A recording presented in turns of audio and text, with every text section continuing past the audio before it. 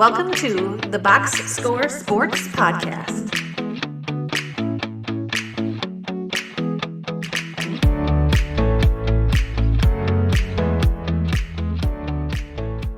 We got a lot of topics, so why don't we just get into it, Clint? Let's first start with the last game that was played last night, which was the Clippers and the Nuggets. The Nuggets are ahead in the series, 3-2.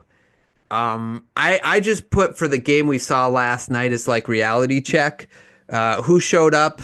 We saw Jokic have a 13-point triple double. He didn't have to play too hard, but finally playoff Jamal Murray showed up, had 43 points, and so did playoff James Harden, 3 of 9, 11 points, 4 turnovers, 5 assists. He did not have a good game, and Russ being back out there provided a lot of energy off the bench. What have you noticed with this series so far? The fact that the Nuggets are ahead in the series 3-2.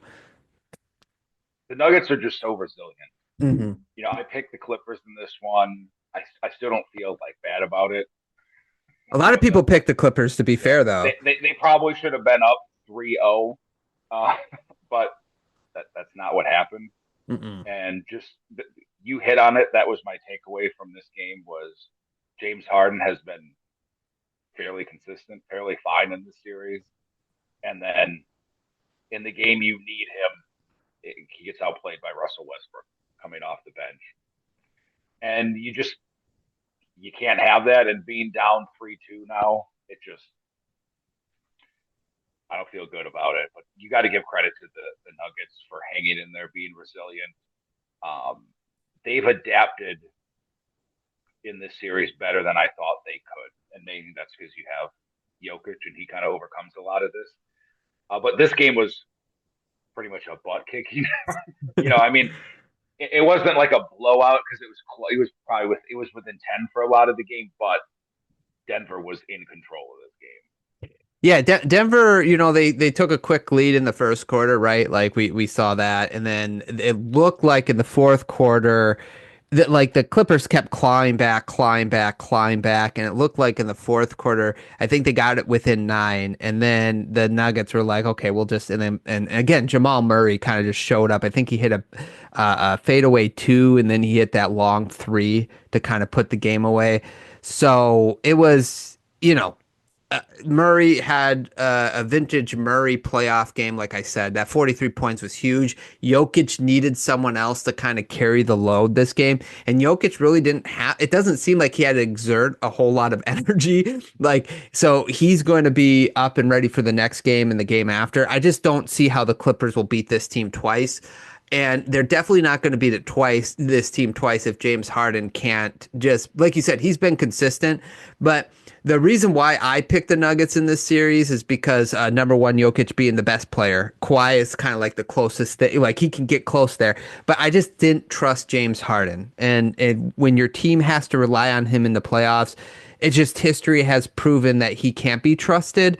And even though he'll have a game here and there, he's just not consistent with it, right? So, and unfortunately, we get it here. Are we going to see it in the next 2 games as well? Because it seems like as the pressure kind of tightens on Harden, the more he tightens up a bit too. Yeah, he'll probably end up having like a good game 6, and then you get to a game 7, and we'll get to see the 3 for 9 or the patented 2 for 13 or whatever. But yeah, the Clippers, they kind of unlocked things at the end of game 4 when they had that all kind of offense lineup. But I think the downside of springing that when you're down 22 and you come back, but then lose that game the way they did, is you put a lot on tape that Denver could prepare Right. for this game. And it kind of lost its effectiveness because limited adjustments that Denver has. But they were kind of prepared for it. At the time, you sprung it on them, and it would have been, if you win that game, like, okay, now you obviously flip that and you have that game cushion. But I think springing that when they did and not getting a W really changed the outcome of this series because Denver could prepare or at least adjust. And you see part of that with Jamal Murray getting off when you go a little more offense and defense. Yeah. And Chris Dunn, who I was kind of harsh on last time, actually, 3 of 4 for 3. Yeah, right. Yeah. For Chris Dunn, who they've been leaving wide open. But yeah, that James Harden no showing is really they need him, and unfortunately, kind of the track record. Unfortunately, now you're in a 3-2 hole, and unless you're the Timberwolves of last year, it looks dire. Yeah, I just don't see him. I think this series was probably decided in Game 4, right? How would the Nuggets come out of Game 3 after being blown out? And they came out like champs, and then like you said in Game 4, the Clippers kind of rolled back the same way they almost rolled back in Game 5. But it was that Aaron Gordon put back dunk that kind of like, and I think that might have decided the series when we look back on it.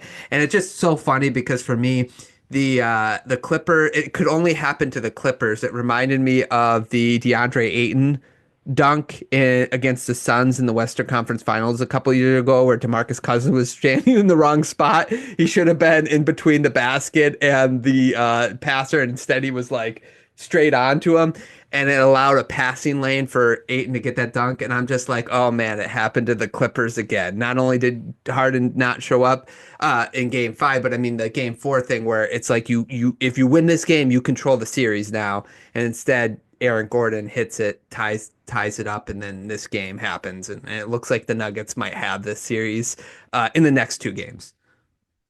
Yep, I mean the Nuggets got their 17 to 33 from 3, so they got their outlier shooting game. The Clippers didn't shoot bad, but again, we've said it in a few of these games, not just this series, other ones. Getting up 29 threes isn't going to do it. Right. And you think that the Clippers would get up more, having the advantage with some creators and moving the ball around. They didn't. What did Harden only shot? 2 threes? Yeah. Like, can't happen. Like he's got to get up more. Powell got up 5. Kawhi 4. Like those numbers, you got to get the volume up there. Good shooting team, and not doing that, it puts you behind the 8 ball, and there's small room for error when you're going against Jokic. Yeah, correct. Okay, anything else on this game, this matchup? No, I think the Nuggets smell blood in the water now. Yeah. So you picked Clippers in 7. I had Nuggets in 7. Are we looking? Do you think 6 games, or do you think it will go 7? I'm going to give the Clippers the benefit of the doubt because I do think sometimes when I don't want to say there's no pressure, but it's a home game and James Harden might play free, just like whatever. But then in Game 7, I think you picking Nuggets in 7 has a more likelihood because of that. That'll be the tension game. And I would trust Jokic in those games. The Clippers, not so much. Yeah, I'm with you there. I could see maybe the Clippers pushing it to 7, but I find it hard they find a way to beat the Nuggets twice. So we'll see. Okay, let's Thanks so much for watching this clip of the Box Score Sports Podcast. I hope you guys enjoyed. If you haven't yet, please subscribe to our channel. Follow us on Instagram and Twitter or X. And we'll talk to you guys real soon. See ya.